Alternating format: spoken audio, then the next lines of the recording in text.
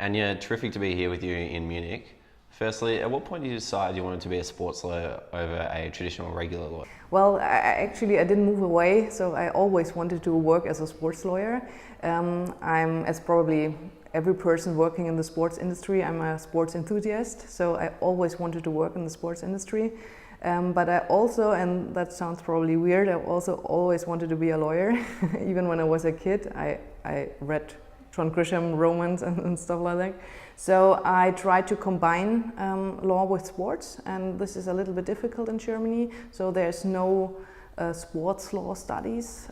So I had to study the normal law, and then I focused on sports law afterwards. I did a master degree called FIFA Master, so it's sponsored by FIFA, and there I got the education which is now which lead into my position right now. You mentioned the FIFA Masters program, which sounds quite interesting. How is FIFA able to offer this degree and what's involved? Well, it's a very interesting master program because on the one hand it's in three different, it takes place in 3 different countries. So it's in England, in Italy and in Switzerland. So you receive lots of different experiences, also with UEFA, with FIFA, with Wimbledon, with Inter and AC Milan, etc. So you got really a deep look in the sports field of sports. And also you touch different sports matters. So we have sports history, we have sports management and also sports law, which I think it's a really interesting master program. And FIFA is more or less just sponsoring it. So they are looking for talents who could take place or who could take part of these studies, and they are just financing in part of those this master program. So what are the main benefits of doing the FIFA Masters program as opposed to a traditional sports management Masters course?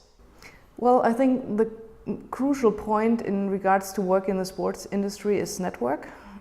So you need a lot of contacts to get really into the sports industry, in my opinion, and this is the perfect way to get in touch with a lot of people. So we had more or less everyday guest speaker from the sports industry. And so afterwards, of course, we try to get the contact details, and so afterwards we had the opportunity to write them. And even now, I think the main part of my fellow students, they work in the sports industry. So whenever I need somebody working for UEFA, for FIFA, for Cricket Australia, I call them, and we are in touch. So that's I think besides the knowledge and education, you receive really a lot of contacts. After the Masters program, you went even further by completing your Doctor of Law. Was it always your plan to do this much study from the beginning? Well, the doctor, that was a tough time.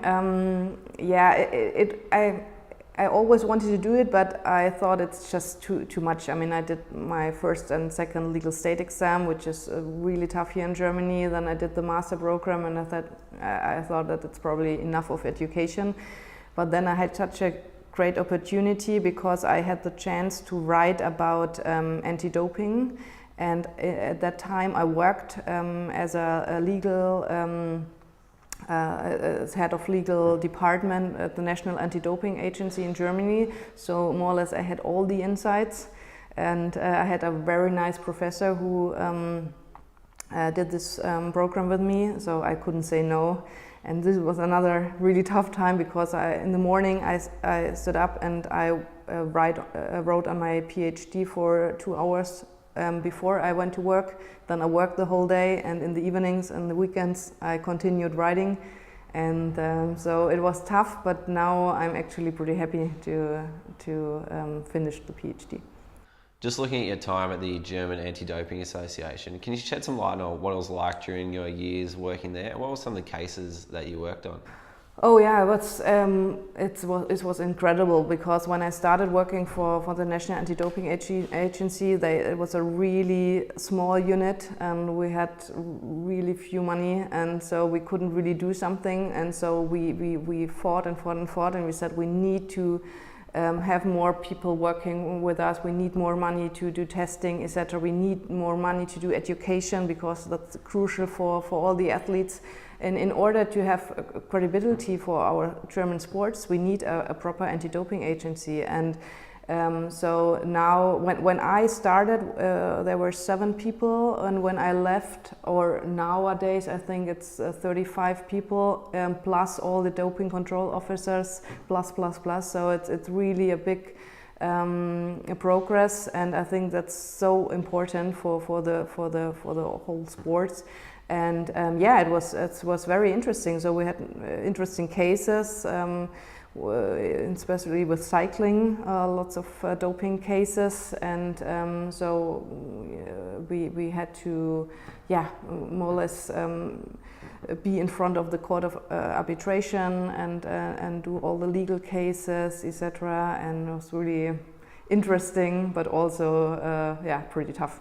So what was it like day to day or week to week? Were you in court once a week doing a different issue, or were you in the office researching for a case? Yeah, it was the legal cases, of course, but then we had, for example, to implement the new rules and regulations of the World Anti-Doping Agency.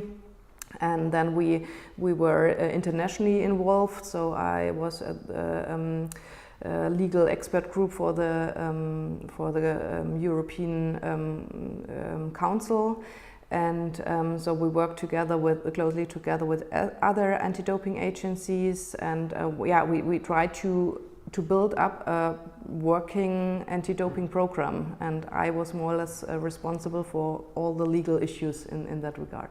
Outside of anti-doping, what are some of the main sports law issues that you deal with? Well, when I left the National Anti-Doping Agency, I joined SportsGrad, which is a company. They are more or less tackling match fixing by checking the betting results in order to see if there are some irregularities, and then which is also a sign could be a sign for match fixing. And I was the director legal there. And with all the experiences I gained there, I decided to build up my own law firm together with my partner, who is also an expert in sports law, but also in media law. And we thought to combine those experiences might be a good combination. And we are one of few law firms in Germany which are just focusing on sports law. And our main activities are indeed anti-doping and match fixing, anti-corruption, compliance, sometimes also sponsoring and media law, etc. But we are really focusing on those, let's say, dark sides of sports, or tackling the dark sides of sports. With the introduction of new technologies into sport and the different ways that people are consuming sport, how do you think this will affect sports law in the future? And are you finding that there's a shift in the types of cases that you're dealing with? Oh yeah, definitely. I mean, actually the sports in Germany is a little bit slow in that regard. So they are more or less discovering now that there's the digital way to bring up the sports issues or the sports product. But there are many like legal issues which coming with this new technology. One big issue, for example, is data protection. So in Europe, I don't know if you're aware about that, we have a new data protection law which came into force end of May. And this is dealing with all the personal data which are especially published via the social media, for example. This is very interesting. Then the whole streaming topic, which is also very interesting, also from the legal point of view. But also it's interesting for the fight against match fixing and anti-doping, because with especially athletes, but also people involved in sports, publishing so many details of themselves, it's sometimes even easier to build up a case against athletes or support personnel of athletes in regards to anti-doping and match fixing. You are extremely qualified, and having those qualifications gives you a lot of credibility. When you went for your first job, how much of a factor did those qualifications play in you being successful for the job versus on the ground working experience? Good question. I think both is definitely important, but you definitely need the working experience in sport, because you cannot really learn this at university. For example, as I said, there's no real qualification for sports law in Germany, so I had to go through all the classic law topics in order to become a lawyer. But to get all this knowledge about the sports, you need to work there. And as long as you work there, of course, as better it is. And of course, do as much as possible. For example, I'm doing a lot of volunteer work. I'm part of the Ethic Commission of the German Football Association. I'm part of the legal expert group of the International Olympic Committee, etc. And besides that you're probably doing also a good job, but you're gaining a lot out of this as well, because you get a lot of inside views, and this is so important in order to stick with this crazy sports world and etc. Just on your involvement with the International Olympic Committee, can you share a bit more on what that involves? Well, it just started. It's also in regards to the topic of anti-match fixing, anti-match manipulation. There's at the moment no entity like in anti-doping. We have the World Anti-Doping Agency, which is responsible for the international fight against doping, and there's no entity so far in regards to match fixing. And so the IOC tries to harmonize rules and harmonize the fight against match fixing, and so they are building up at the rules at the moment, which are then applicable for all the sports, international and then national sports federations.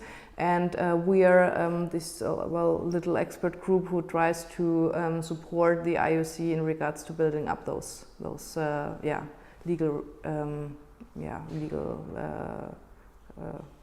requirements.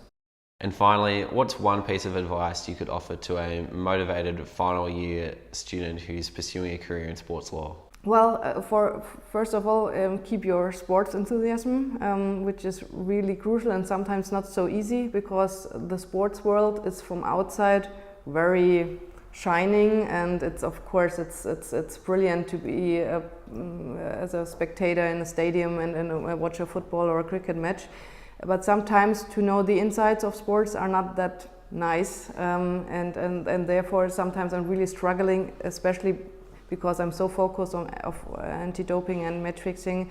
It's really hard to believe in sports, so try to keep this enthusiasm, and secondly, do networking. Sport is just a big family, and people are just calling each other all the time. So if there's a new position, you try to think about people you know first before you really try to find people from outside. So go as often as possible to conferences, to sports competitions, etc. Watch your blog, etc. Try to get in touch with people. The people are really open and willing to share. But it's if you want to work there, it's really hard to get in. So networking and sticking with your sports enthusiasm, I think those are my two advices. Fantastic. Thank you very much. Thank you.